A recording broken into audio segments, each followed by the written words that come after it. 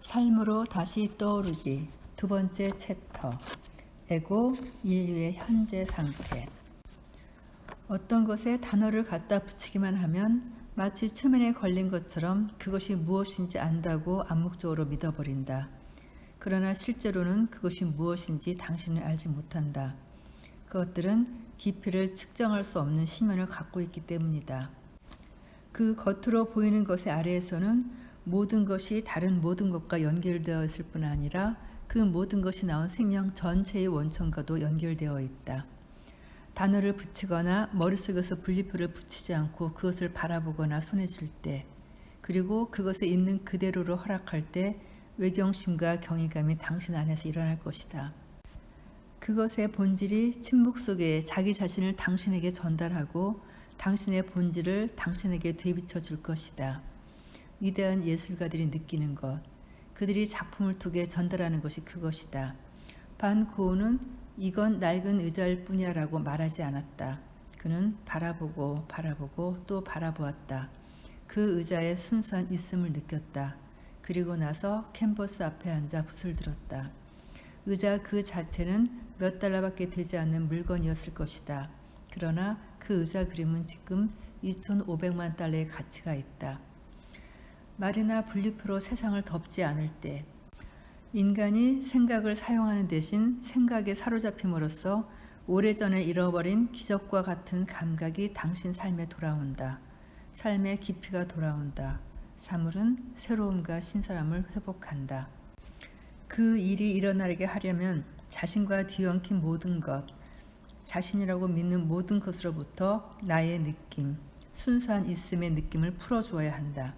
이 책은 그 뒤엉킨 것을 푸는 것에 대한 것이다. 사물과 사람과 상황에 말이나 머릿속 분리표를 재빨리 붙이면 붙일수록 당신의 현실은 더 얕아지고 생기 없는 것이 되어버린다. 그런 방식으로 영리함을 얻을 수 있을지 모르지만 지혜는 잃어버리고 마찬가지로 기쁨, 사랑, 창조성, 생명력도 잃어버린다.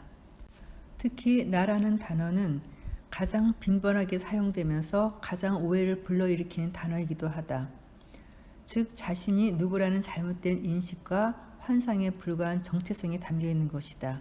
이것이 에고이다. 인간 본성에 대해 깊은 통찰력을 지녔던 아인슈타인은 이 환상의 자아의식을 의식이 일으키는 시각적 환상이라고 불렀다. 그 환상의 자아가 그 후의 모든 해석의 토대가 된다. 실체에 대한 오해의 토대가 되고 모든 사고과정, 상호작용, 관계의 근본이 된다. 당신의 현실은 이 근본적인 환상의 반영이다. 그러나 환상은 환상이라고 알면 소멸한다. 당신이 그것을 실체로 오해하고 있는 동안만 환상은 생존한다. 무엇이 내가 아닌가를 아는 순간 나는 누구인가의 실체가 저절로 나타난다. 우리가 에고라고 부르는 가짜 자아의 작용 원리에 대해 설명하는 이번 장과 다음 장을 천천히 주의 깊게 읽어나가면 그 일이 일어날 것이다. 그렇다면 이 환상의 자아는 무엇인가? 당신이 나라고 말할 때 보통 그것이 의미하는 것은 진정한 당신이 아니다. 부모가 자신을 이름이라는 것으로 불러줄 때 그 단어는 아이의 머릿속에서 하나의 생각이 되고 아이는 그것과 자신을 동일시하기 시작한다. 즉 잔이는 배고파요 라고 말하듯이 자신을 3인칭으로 표현한다. 그리고 머지않아 아이는 나라는 단어를 배우고 자기 자신과 동일시하고 있는 이름과 똑같이 사용하기 시작한다. 즉 아이가 자라남에 따라 나라는 생각은 다른 생각들을 그것에 끌어당긴다.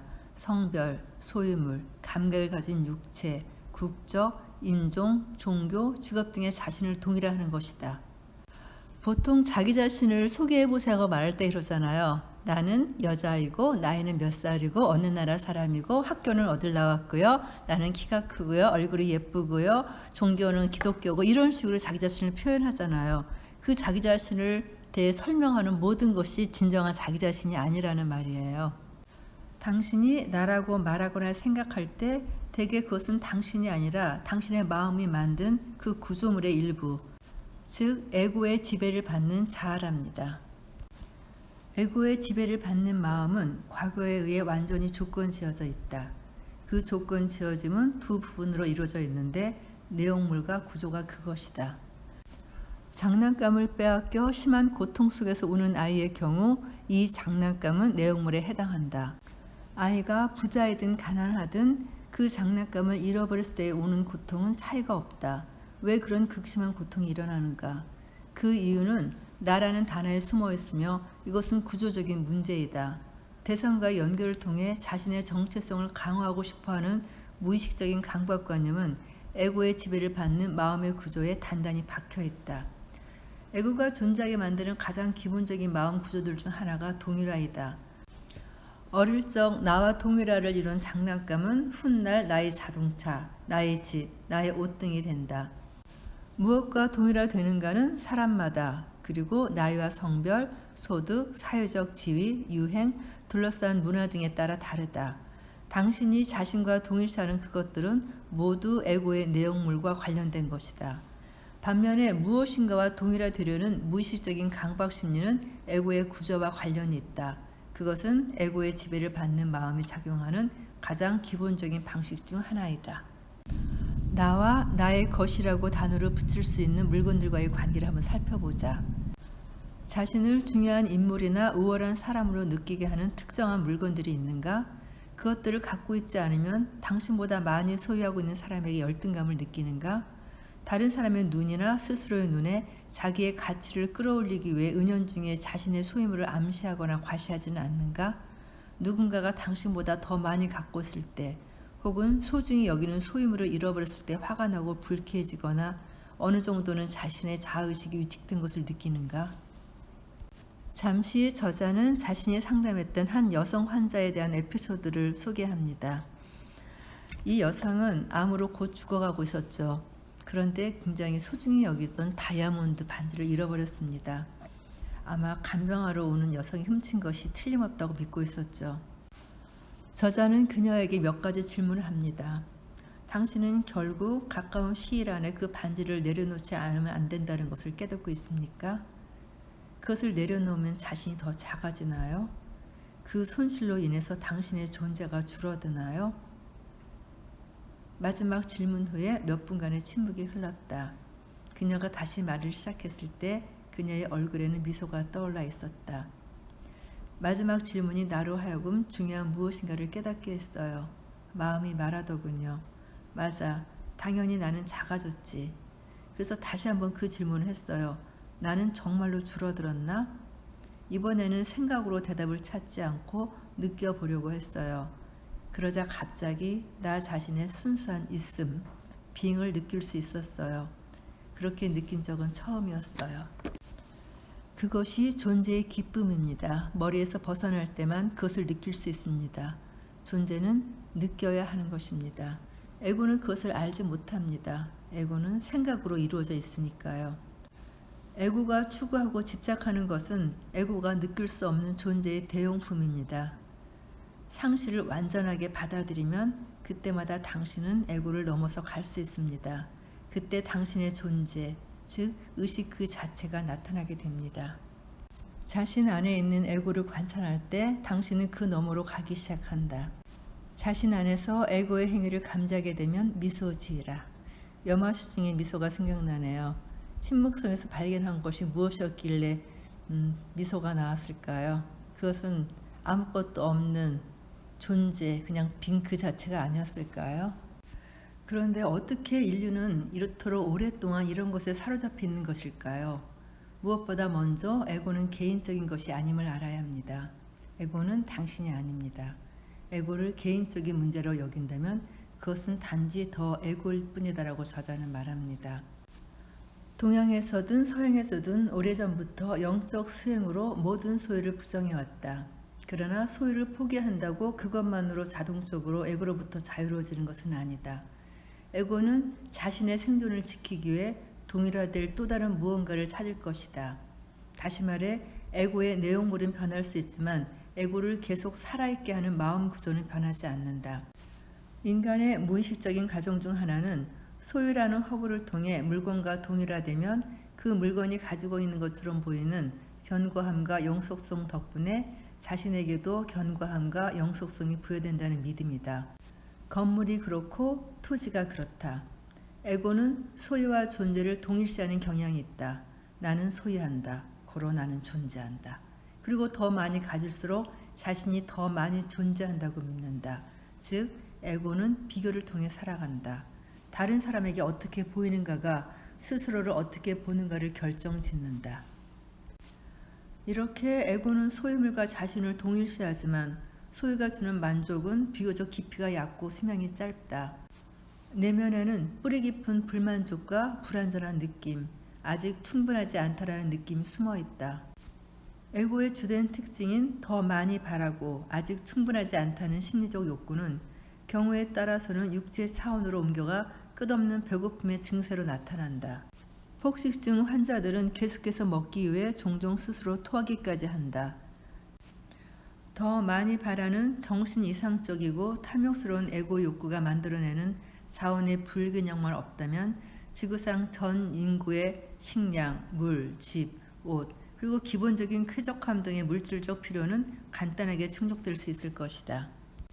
즉, 모든 욕망은 에고 욕구가 만들어내는 구조적인 문제이다. 나를, 나에게, 나의 것, 더 많이, 필요하다, 어떻게든 가져야 한다, 아직 충분하지 않다라는 생각 형태는 에고의 내용물이 아니라 구조에 속한 문제이기 때문이다. 즉, 에고의 구조가 그 자리에 남아있는 한 당신은 어떤 내용물에도 만족할 수 없다. 무엇을 갖고 무엇을 손에 넣든 행복해지지 못한다.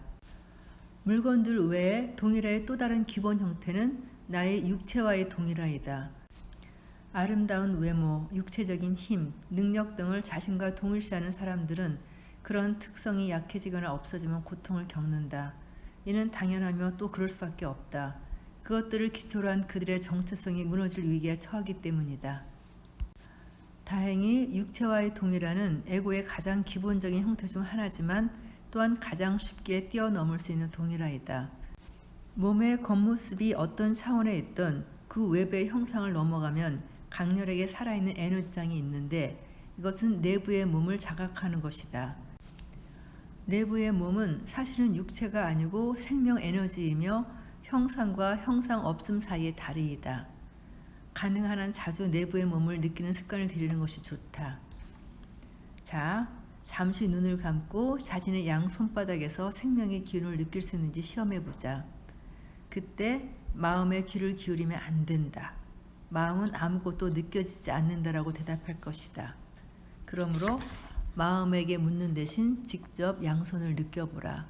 즉 손바닥 안에 미묘한 생명력을 느끼는 것이다. 생명력은 그곳에 있다. 그것을 알아차리기 위해서는 단지 손바닥으로 의식을 옮기기만 하면 된다. 처음에는 어렴풋한 찌릿찌릿한 감각일지 모르지만 머지않아 기 또는 생명력을 느낄 수 있다. 잠시 동안 손바닥에 주의를 집중하면 그 생명력은 더 강해질 것이다. 가능한 한 자주 내부의 몸을 느끼는 이런 습관을 들이는 것이 좋다. 이 내부의 몸은 사실은 육체가 아니고 생명 에너지이며 형상과 형상 없음 사이의 다리이다. 이 형상 없음을 우리는 존재라고 부를 수도 있다. 그것이 당신 정체성의 핵심이다. 경우에 따라서 자연재해나 전쟁으로 한꺼번에 모든 것을 잃어 아무것도 남지 않은 자신을 발견하는 사람도 있다. 우리는 이것을 한계 상황이라고 부를 수 있다. 무엇과 동일화되어 있었던, 무엇에 자의식을 부여하고 있었던 그것들은 사라져버렸다. 그런 후에 갑자기 설명할 수 없는 이유로 처음에 느꼈던 고뇌와 극심한 두려움이 사라지고 현존의 신성한 느낌, 깊은 평화와 평안, 두려움으로부터의 완전한 자유가 찾아온다. 내적으로 항복할 때, 저항하지 않을 때 의식의 새로운 차원이 열린다. 그때 만약 행동이 가능하거나 필요하다면 당신의 행동은 전체와 조화를 이룰 것이고 내적으로 열린 상태일 때 당신과 하나가 되는 창조적인 지성, 조건 지어지지 않은 의식으로부터 지원을 받을 것이다. 주변 상황과 사람들이 당신을 돕고 협조적이 된다. 불가사의한 우연들이 일어난다. 만약 어떤 행동도 가능하지 않다면 당신은 저항의 포기와 함께 오는 평화와 내적 고요 속에서 휴식한다. 신 안에서 휴식하는 것이다. 내가 할 수 없어서 포기하는 것과 모든 것을 그냥 내려놓는 거에 차이를 아는 사람이라면 정말로 참 휴식을 찾을 수 있을 것 같아요. 그럼 이번 챕터 여기서 마치고 다음 시간 세 번째 챕터로 이어가겠습니다. 감사합니다.